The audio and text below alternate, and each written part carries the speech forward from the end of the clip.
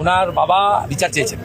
জঘন্যতম ঘটনা, সিট গঠন হয়েছে, পরিবারের পক্ষ থেকে 4 জনের বিরুদ্ধে অভিযোগ দেওয়া হয়েছিল, 2 জনকে গ্রেপ্তার করা হয়েছে, 3 জনকে ডিটেন্ট করা হয়েছে, যাদের সঙ্গে পলাতক 2 আসামি ফোনে কথোপকথন পেয়েছে পুলিশ। পুরো আইজির নেতৃত্বে পুলিশ, এসটিএফ সবাই কাজ করছেন। ওনার পরিবার যা যা চেয়েছেন সরকারের কাছে সেই কাজ সরকার করছে। আমি আশা করি যে তদন্তের মাঝপথে আমার না বলাই ভালো, কিন্তু এটুকু আমি বলে দিচ্ছি, পরিবার যেভাবে জাস্টিস চেয়েছেন, পরিবার সরকার এবং পুলিশের কাছ থেকে যে সহযোগিতা চেয়েছেন সেটা তারা পাবেন।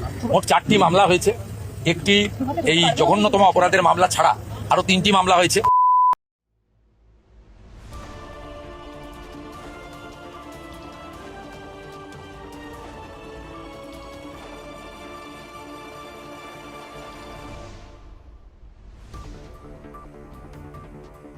এই মুহূর্তে সবচেয়ে বড় এবং অত্যন্ত গুরুত্বপূর্ণ ব্রেকিং খবর।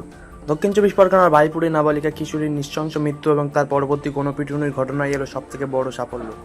ঘটনার মূল তথা প্রতিদিন উপযুক্তকে শেষ পর্যন্ত গ্রেপ্তার করল বারুইপুর জেলা পুলিশ। আজ নবান্নে আয়োজিত একটি উচ্চ পর্যায়ের বৈঠকের পর স্বয়ং মুখ্যমন্ত্রী শুভেন্দু অধিকারী এই মেগা ব্রেকিং আপডেটটি দিয়েছেন। মুখ্যমন্ত্রী স্পষ্ট জানিয়েছেন, পুলিশি অভিযানে নিয়ে এই মোট ধৃতের সংখ্যা বেড়ে দাঁড়ালো 3। শুধু তাই নয়, বারুইপুরের সামগ্রিক পরিস্থিতির গুরুত্ব বিচার করে প্রশাসনের তরফে মামলার সংখ্যাও বাড়ানো হয়েছে। কে এই প্রধান অভিযুক্ত, নবান্ন থেকে ঠিক কী কড়া বার্তা দিলেন মুখ্যমন্ত্রী, বিস্তারিত জানাবো আজকের এই বিশেষ প্রতিবেদন। বারুইপুরে পুকুর থেকে কিশোরীর দেহ উদ্ধার এবং তার পরবর্তী জনরোষের পর থেকেই গা ঢাকা দিয়েছিল ঘটনার মূল ষড়যন্ত্রকারী তথা প্রধান অভিযুক্ত।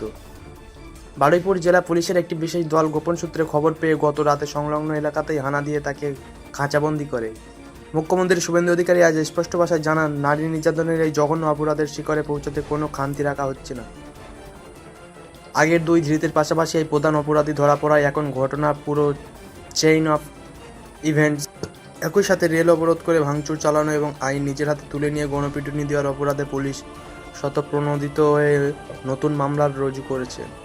গত কয়েকদিন ধরে বারুইপুরের এই ঘটনাকে কেন্দ্র করে যেভাবে রাজ্য জুড়ে প্রতিবাদের দরবারে ধোঁয়া উঠছিল, আজকের এই প্রধান অভিযুক্ত গ্রেপ্তারি তারই এক বড় স্বস্তির খবর। নাবালিকার মৃত্যু এবং প্রকাশ্য রাস্তায় গণপিটুনির ঘটনায় স্থানীয় সাধারণ মানুষ আজ চরম আহত ও আতঙ্কগ্রস্ত। নিজেদের ঘরের মেয়েদের নিরাপত্তা এবং এলাকার শান্তি ফেরানোর দাবিতে যে উত্তেজনা তৈরি হয়েছিল, প্রশাসন আজ তা শক্ত হাতে দমন করছে। হোয়াইট হাউসের কড়া নিরাপত্তা ব্লুপ্রিন্টের মতোই বারুইপুর জেলা পুলিশ এখন গোটা মহকুমা জুড়ে কড়া নজরদারি চালাচ্ছে, যাতে কোনো অশুভ শক্তি নতুন করে আইন শৃঙ্খলার অবনতি ঘটাতে না পারে। রাজ্য জুড়ে সুশাসনের নতুন জামানায় মুখ্যমন্ত্রী শুভেন্দু অধিকারী প্রথম দিন থেকে স্পষ্ট করে দিয়েছেন যে নারী নির্যাতন বা আইন নিজের হাতে তুলে নেওয়ার মতো অপরাধের ক্ষেত্রে সরকার জিরো টলারেন্স বা শূন্য সহনশীলতার নীতি নিয়ে চলবে।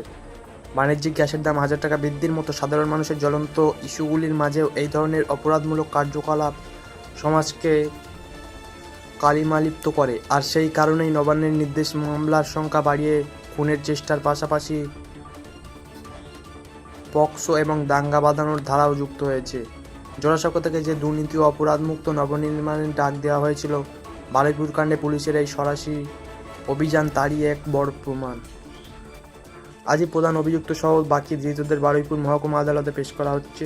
পুলিশ সূত্রে খবর, এই নারকীয় অপরাধের পেছনে আর কোনো বড় গ্যাং বা পাচার চক্রের হাত রয়েছে কিনা তা জানতে ধৃতদের সঙ্গে নিজেদের হেফাজতে নেওয়ার আবেদন জানানো হবে। মুখ্যমন্ত্রী ইঙ্গিত দিয়েছেন, এই মামলাকে ফাস্ট ট্র্যাক কোর্টে নিয়ে গিয়ে দ্রুততম সময়ে অপরাধীদের ফাঁসির সাজা নিশ্চিত করতে চায় রাজ্য সরকার। চৈরবেতি বা এগিয়ে চলা মন্ত্রকে সামনে রেখে এলাকার শান্তি ও সম্প্রীতি বজায় রাখার জন্য পুলিশের রুটমার্চ জারি রয়েছে।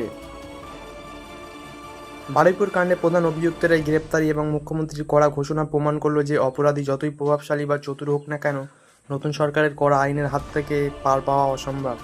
এখন আদালতের জেরায় এই ধৃতের কাছ থেকে আর কি চাঞ্চল্যকর তথ্য উঠে আসে সেদিকে নজর থাকবে সবার। দক্ষিণ চব্বিশ পরগনা তথা বাংলা এই ধরনের সব হাই ভোল্টেজ ও টাইম ব্রেকিং খবরের আপডেট সবার আগে পেতে আমাদের চ্যানেলটিকে এখনই সাবস্ক্রাইব করে রাখুন।